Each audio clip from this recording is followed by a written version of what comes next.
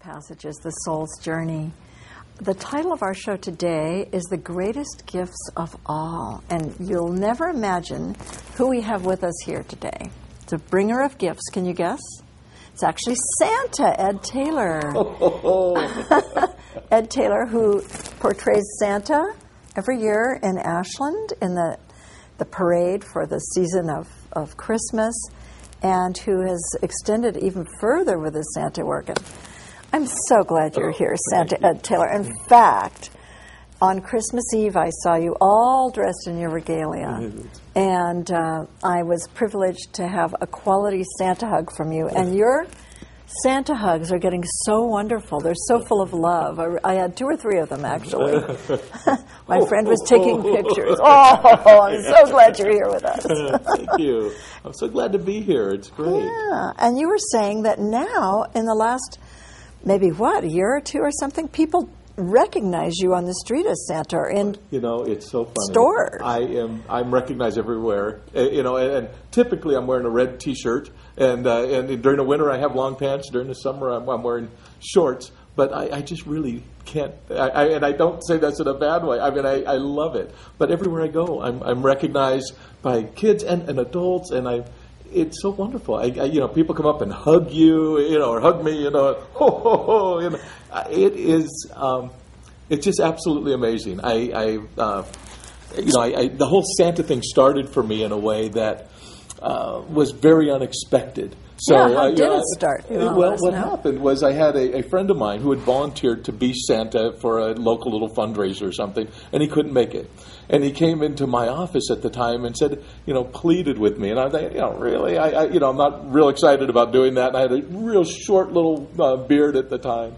And I said, okay. Finally, I acquiesced, And I went. We did the event. And I had a rented Santa suit.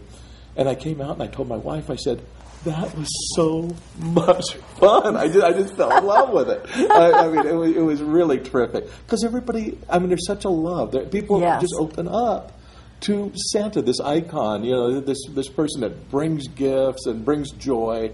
Yes. So from there, I mentioned to my wife, I said, what I'm going to do is I'm going to see if there's any place next to season, because this was at the end of whatever year it was, like I say, it was 7 or 8 years ago. And I said, next year I'm going to see if I can offer myself out as Santa. And people said, yes, we'd love to have you. And from that point on, I was volunteering as Santa kind of all over Rogue Valley. Wow. I was in the Jacksonville Parade and in the Ashland Parade and weekend photos. And I really had a mission where I wanted to do it for free. So I didn't want to be offering so much photos for sale and that kind of stuff. I just wanted to be the giver. So we had sponsors and so forth. Lovely. Yeah, it was a lot of fun. Wow. Yeah. And it seemed to me, because I've known you for quite a few years, more through your search engine optimization work, your website work, and the business areas of your life. Right. And it seemed to me as I was receiving this big, loving Santa hug that the power of love is working you probably through this role. Well, it's interesting. I've been an entrepreneur, a business guy of sorts for my whole career. So I've been blessed to be very independent and been very fortunate in the businesses that I've been involved in. Been through some ups and downs, as most small business and entrepreneurs are. But I've been able to be very independent, and I was very, very fortunate during the early internet marketing days. What had happened is I had a seminar promotion company prior to that, and I was working with big names, Tony Robbins and Deepak Chopra, and all these guys were clients of mine. So it was wonderful. And as the internet began to take off, I found myself as an internet marketing speaker and trainer, and I many years I was out doing 80, 90 seminars a year. I was Wow. traveling the country, and that I was even recognized as being the most requested internet marketing speaker for quite some time. And then in I think it was 2004, 2005, I kind of had an awakening, kind of like what you're referring to. So I was very well known as an internet marketing speaker and consultant. And in the last 7, 8 years, my life has changed dramatically. I'm still doing some of that work, but I've really embraced this new spirituality that I found. And my wife went through an experience where her father had passed, and she had seen actually his spirit. And up until then, it was like, that was new to us. We just didn't have a reference for that. I was very agnostic. Didn't have much of a spiritual upbringing, and her experience really woke me up. And from there, it's like our whole life has just turned into this whole new thing, which has been incredibly exciting. And it brings me really to my new project, which is The Greatest Gifts of All, which is a website that I've created, and we're creating and identifying what I'm calling the greatest gifts of all, the gifts that we're kind of either born with or here when we get here. And it's like, how do we discover those gifts and maximize those gifts in our life to really have the fulfillment and the contentment that we're looking for. So that's become my latest mission, and I'm not charging anything for it. It's just something that I'm doing out of passion, and it's all free and all that sort of thing. So that's my new incarnation. Beautiful. And you were saying, I think, that the motivation to create this big gift that you're now giving out to the world, the greatest gifts of all, seemed to come from this awakening of love, maybe through the Santa work or something. It sounds like you were just opening more and more. Is it to love and wanting to be a presence of love and of giving in the world? Or Exactly. What was that? That's exactly what it is. So here, imagine this. Okay, so I'm in Southern California, driving down the freeway, and in my Santa gear, going to a mall. Because in the year 2011, I took the first paying opportunity, as Santa, and the first time I ever worked in a mall and did any of that sort of thing, and it happened to be in Southern California in the Beverly Hills area. So I'm driving down the freeway in my Santa outfit, and people on the other side of the freeway, the San Diego, the 405 freeway, you hear them hollering out their window, Santa! And I'm cracking up, and I'm ho-ho-hoing back, and it was just unbelievable, and it would happen every day, Oh my gosh, what a joy! I'm just thinking, this is too much fun, I just really was having a good time with it.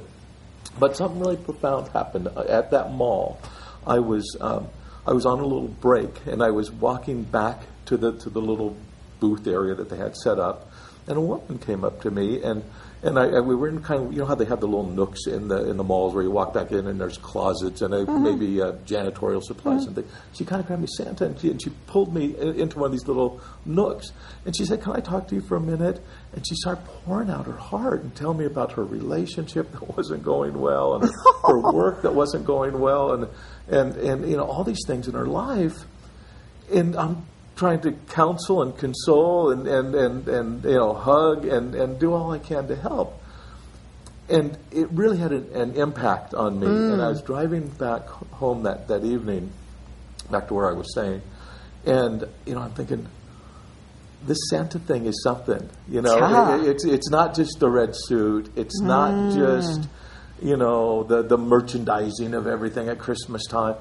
There's something much more profound here, and that wasn't the first time that I'd had an experience similar to that, but it was the first time that I really recognized the power or the association of power that's given to this character of Santa Claus. And then I really started feeling it in myself. It's like, I can embody this more. I can, there's a part of me that was yearning to come out kind of in that way. Yeah, it seems like it evoked that whole huge part of yourself to be and to live. And since then, I've just been looking at what more can I do? How can I live into this Santa Claus? How can I be a giver of gifts all year long? Oh. How can I provide? Because what the spirit of Christmas is, and that's what I really have been all about from the beginning. I don't care about the toys, and I don't care. I mean, I do because the kids like it and everything, but it's really more about the spirit. It's about that spirit of caring and compassion and love that's expressed so openly during those few weeks of the year and during that particular day.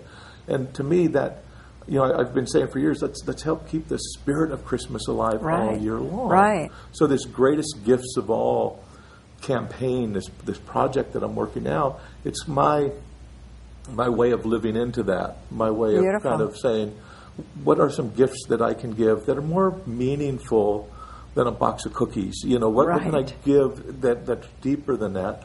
And I started looking at my life, and people have told me for many, many years that I have had a sense of, and I use the word jolliness now because of the Santa thing, but they've always said, you're so happy, going through some tough times, and you always are so happy, and I've always felt that way. Despite really tough times? What kind of tough times? I had a time where my son had brain surgery. He had an abscess in his brain, and he would collapse. I had to carry him to the doctor's office. He couldn't walk. I had to carry him in my arms. And he was in the hospital for, having brain surgery, and that was very emergency-oriented. And then he was in the ICU for weeks after during the recovery. And of course, my heart's broken, and I'm, it's really hurting. But even as I'm kind of living through that, I have a sense of everything's going to be okay. I wasn't disabled by it. A few years later, I went through a bankruptcy, and I lost my home, I lost my car, I sold my Rolex watch. It was horrible. It was devastating. And as an entrepreneur, kind of my identity, you kind of question your whole self. But I got through that quickly, and people knew me. Says, I don't see, how do you bounce back from these things? How do you keep the light, going through this? And what has happened is it caused me in this last few months to really look at what is that? What are these things that I kind of carry that have allowed me? And so as I started looking at these 9 greatest gifts, I started saying, well, one of the things that I think has really supported me well has been my beliefs. So that was kind of gift 1. It's like, what do I believe? Well, like for example, I believe that in every circumstance, people are doing the best they can with what they have. So I don't get frustrated with people very frequently. Okay, because that belief helps you let go of that. Exactly. So if somebody did something where another person can be very annoyed and very frustrated or angry or whatever, it's like I look at it and say, look, they're doing the best they can with what they have. And for whatever reason, I believe that, and it supports me. So we have disappointments in family, or we have disappointments in other people. If you step back and say, hey, they're doing the best they can. They're doing the best they can, and I have a lot of beliefs that I've kind of adopted that support me. And I think that we have some choices. Do we have limiting beliefs, or do we back ourselves out of that? And in discussing this and in researching this, a lot of people think that what they believe is true. So they confuse a belief with a truth. With a fact or a truth. Yeah, a truth. And see, I don't look at it that way. For me, we can choose to see what we want to see in the world. Right. I mean, example, look at Christmas. Very, very easy for someone to be very cynical and say, oh, it's just a commercial holiday. It's just, all it is an opportunity for toy makers to make money. And they can be very cynical about what Christmas is in our culture today. Or you can have a belief that takes into account the celebrations that have been going on forever at that winter time of the year, the winter celebrations, the equinox, and so forth. The solstice. That we can look at that and say, maybe it's a seasonal celebration that's ancient, that we still celebrate today. But with each of those different beliefs, our experience of the season is going to be vastly different. And I was thinking in terms of, you were saying, your belief that everyone doing, I'm going to backtrack a moment to that because I had a thought related to that. The belief that you mentioned that everyone is doing the best they can. And I remember hearing Oprah say repeatedly a statement of belief that has been helpful to me and other people when I pass it on to them, which is very simply, you probably heard her say it, is We did the best we could at the time with what we knew, Right. and when we got better, we did better. Right. And so I love it helps that. us, that simple belief helps us to let go of mistakes of the past, of our own even, not just somebody Sure. else's, and move on. And But see, those are choices. Yes. See, to me, I look at the beliefs and I say, we can find evidence to support believing in God, not believing in God. I went many years without believing in God. I now believe. Right. And that kind of brings me to gift 2. Yeah, keep gift walking 1 is us through belief. this You know, journey. so We got my 9. second gift that I kind of identified is this free will, or agency, this ability to say, I can do things different. Yeah. I kind of use the analogy of a goose. The geese fly south every winter. They don't have many many options. That's what you do every They're winter. wired for that. They're wired for that. And I'm not sure that we don't have some innate wiring of our own and some purpose that we should live into, but we do have free will, and we do have this ability to make decisions that will alter our path. And for me, that's really significant. I mean, so if we've learned something over time, or if we've been conditioned in some way over time, we can step back and say, I'm not going to do that anymore. Yeah, been there, done that, done Been with there, that. This path over here looks better. And we go down that path for a while, and it may not be better. Right? I've been there, done that. But it's that opportunity to have that change. And I think that we, and again, when I talk about this as a gift, that's something we discover and we all recognize, okay, I can make a change, but then the next thing is, how do we fully embrace that? How do we bring that into our life in a full, complete way? And that's what I'm trying to bring into this website as well. So I'm not just revealing these gifts, but I'm trying to give some tools, something where people can, after they say, yeah, that's something I need to change. Well, how do you do that? Because patterns are difficult to interrupt, right? Habits are difficult to change, or they can be. So we try to provide some tools along those lines as well. Good. Yeah. Good. So both getting on the website, people can discover how it can be to walk this path of 9 steps in a way, or 9 choices. Yeah, exactly. And the 9 gifts are just 9. I mean, they're probably there 9. There could be myriad, but you've chosen 9. I identified 9 that seem to have a profound impact on me at this point in time. And that's a great place to begin from your own experience. Exactly. I think we can all relate to the realness of that. You're not picking it out of a book you read somewhere. No. This is my own thing. And like I say, I'm sure there's many more what we could call greatest gifts, many more than 9. And I'm sure we'll explore those over time. I'm excited about that. Yeah. But I also think we need to start somewhere.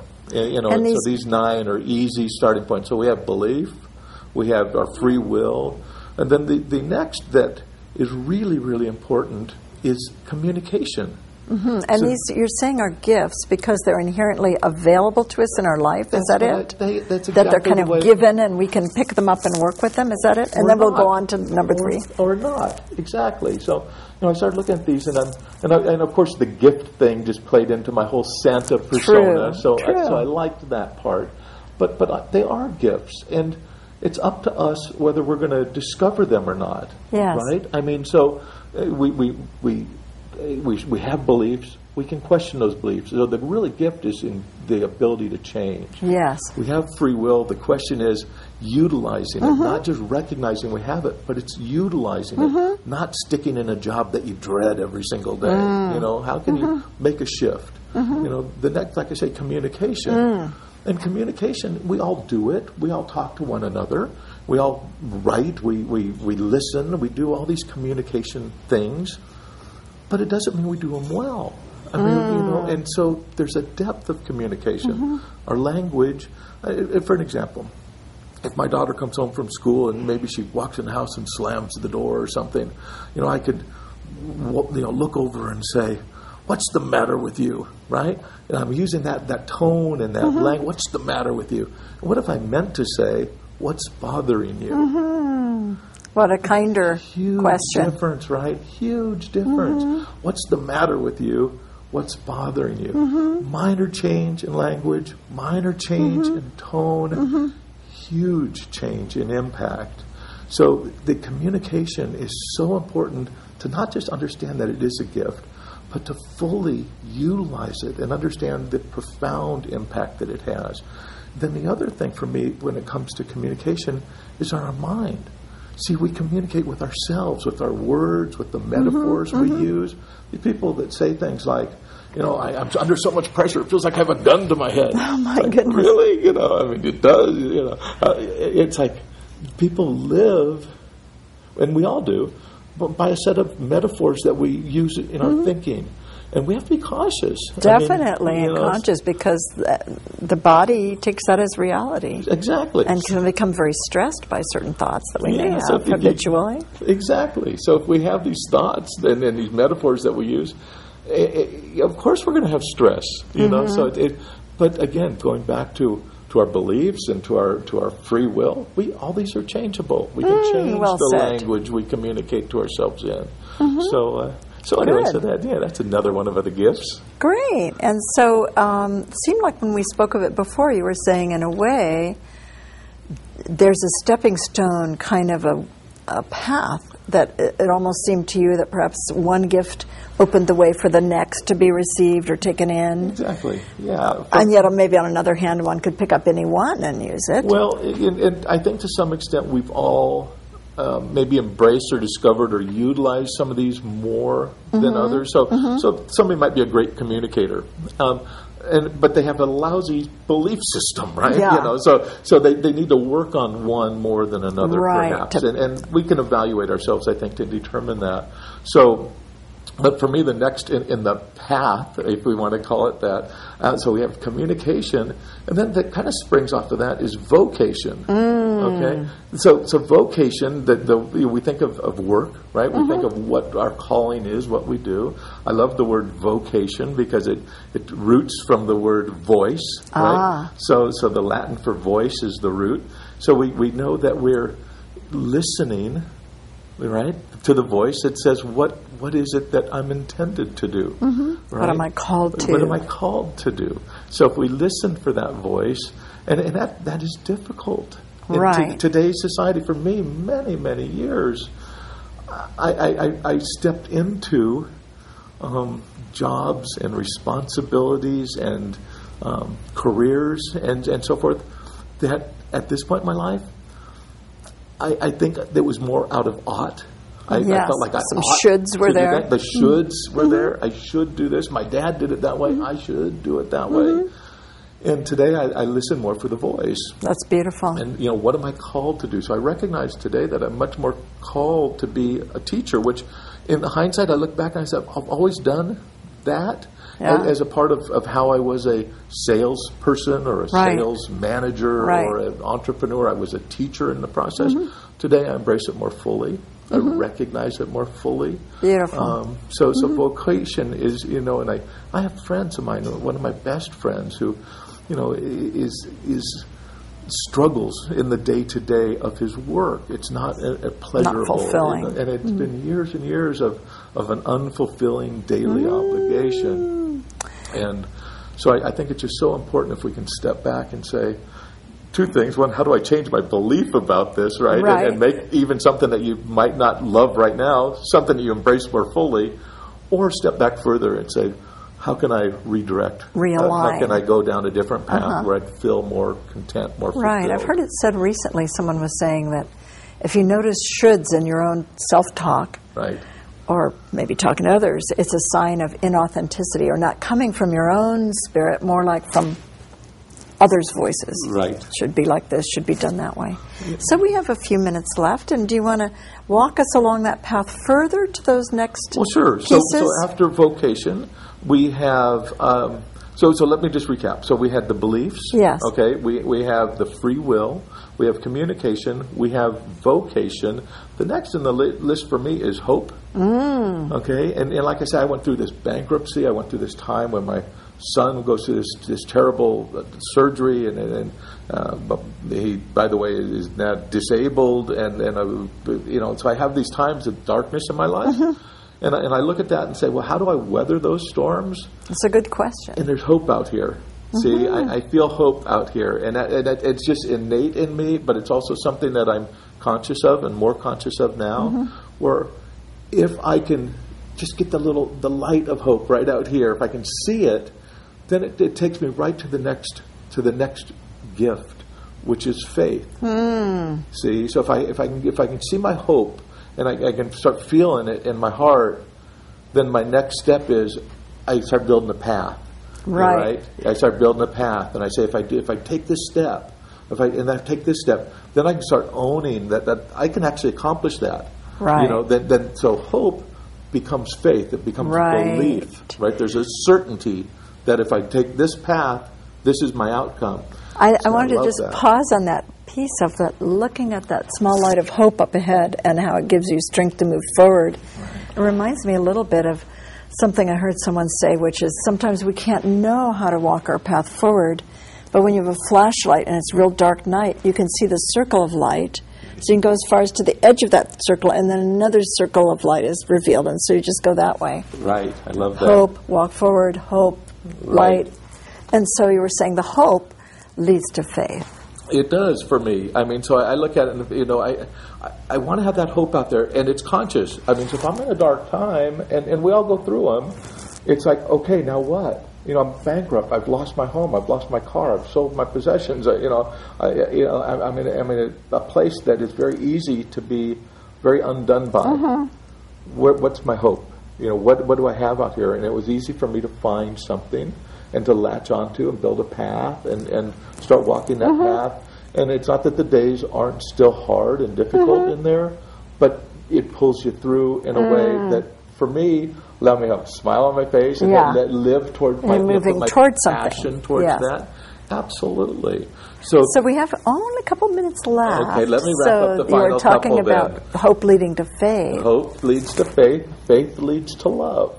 Right? So then there's the love, and I'm really talking about love in a deeper way here. I mean, romantic love is great, but it's the love of all, the love of us, the love, and so to me, it's that ability to, when you feel somewhat contented, when you feel like you're living into yourself, the love kind of radiates out, and that kind of comes back to that Santa thing. It's something I'm not doing it for money. I'm not doing it for recognition. I'm not doing it.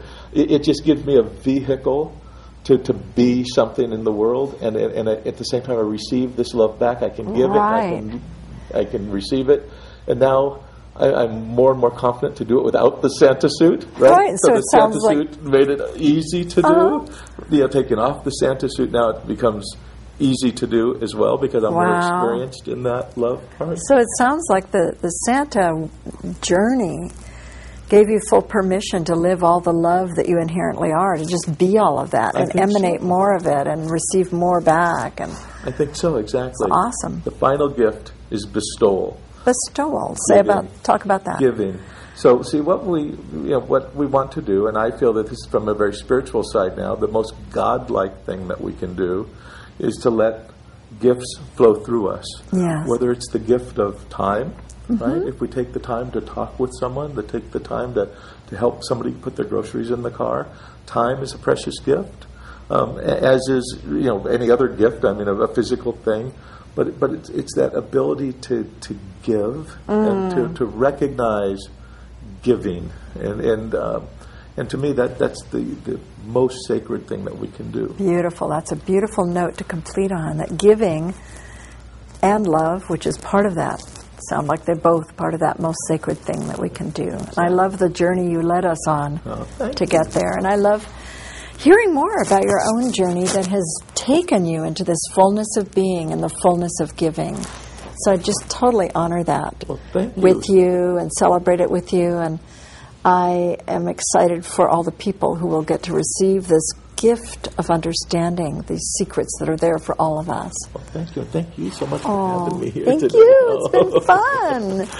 And I want to honor all the people that have assisted us, our crew, Stephanie and Eric and John and Dean and Michael and Susie. Without them and their gifting their energies into our effort, it wouldn't even come about. So I just pause to honor this beautiful co-creativity and co-creation of ours. And so thank you for joining us on Life Passages, The Soul's Journey. May you discover your own magical gifts and walk a beautiful path in your life. Blessings to you. And join us again Mondays, 9:30 p.m. on Life Passages. Be well.